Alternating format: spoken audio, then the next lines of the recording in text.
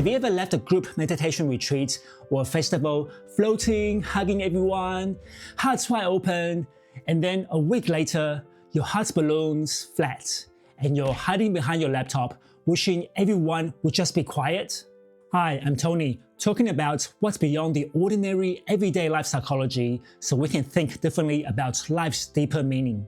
And today, I'll show you what's actually happening in your brain and body after the retreat's high, why the dip shows up, and a simple 24 hours reset to steady your mood when the crash hits. So I've been going to the Tantra festival in Glastonbury for 3 years. Every time, the last morning workshop is the same. A spiritual breathwork class where 70, maybe 80 men breathing in sync while epic music fills the room. And for 3 years running, I'll drop to an altered state, eyes closed, and suddenly the whole space turned into a white void. And I remember thinking, so this must be what heaven looks like, and feeling completely one with everything. And at the closing ceremony, I hugged and kissed everyone goodbye. The people I worked with and a few I never even spoke to. My heart was so full, so much love received and so much to give. And when I got back to London, the glow lingers for days. I'll smile at strangers sitting on the tube train, and walking on the streets, I wanted to go up and hug everyone I saw. Pro tip, don't ever try to do that in London. You might get into trouble, or at least people will think you're crazy. And after a couple of days, then it started. Back at the office, sitting in front of a computer screen reading spreadsheets, no interaction with anyone. By the end of the week, walking home from work, I caught myself thinking, man, it's gone. London's closed me off again. So I started making plans to socialize and meet people, and told myself, oh well, there's always another festival next year. Okay, so there are many research found that retreats afterglow crash is not only real, but predictable. Study shows that immediately after the retreat high, you first get an afterglow, where your mood is so high, hearts open, people feel lovely, for about 1 to 2 weeks. And then a dip back towards baseline, even a bit below sometimes. You'll see this after meditation retreats, tantra festivals, psychedelics, even a big concert.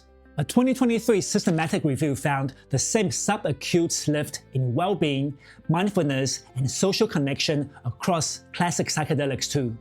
Neuroscientists call this dip either rebound or comedown. Scientists in the rebound camp lean on opponent's process theory. Any big high triggers a counter swing. Any strong A states like joy, bliss, unity gets followed by a slower B state that push you back. Think of it like a pendulum.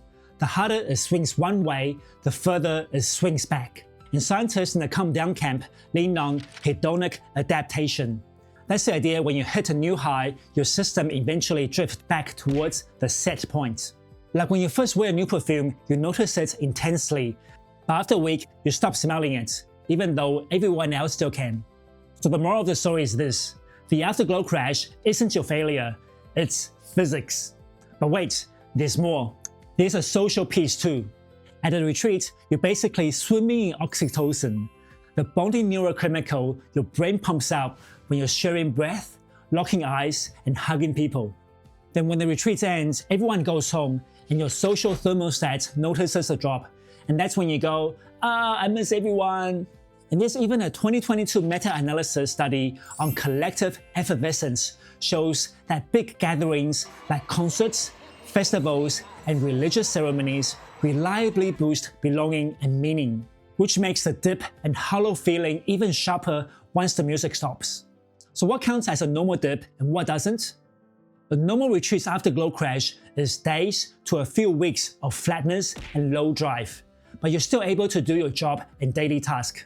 But if it drags beyond 4 to 6 weeks and you can't function, that's when it's time to get professional help, like talking to a doctor or a therapist.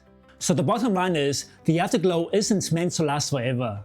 And that's actually good news, because the dip is where your insights becomes your new lifestyle. Alright, so now you know the afterglow crash is real and it will show up. The good news is that you can plan for it before the retreat or festival wraps up. First, spend time outdoor. Research shows that sunlight, movement, and nature combined with eating whole food, boost energy and mood. Second, block time to do one thing you love each day, just for you, not for anyone else. Like 10 minutes playing guitar, a quick stretch, and playing with your dog. What matters is that it's valued by you. So just pick one thing that lights you up and put it in tomorrow's calendar. And third, pre-book a few small meetups before your retreat ends. Don't trust the post-retreat you to feel sociable.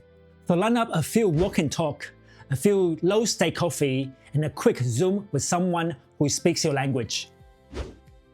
So before I knew how common the post-retreat afterglow crashes, I thought it was my fault, slipping back to my old, boring routine and asking, where did the love go?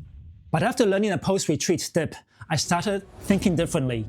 The dip is part of the process. It's my nervous system resetting. So my job isn't to chase joy and love.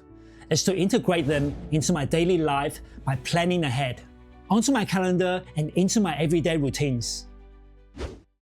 So if you had a retreat afterglow crash experience before, please let me know in the comment section below. And if you enjoyed this video, please like, subscribe, and share it with a friend. It really helped me to make more videos like this. So thank you so much for watching, and I'll see you in the next one.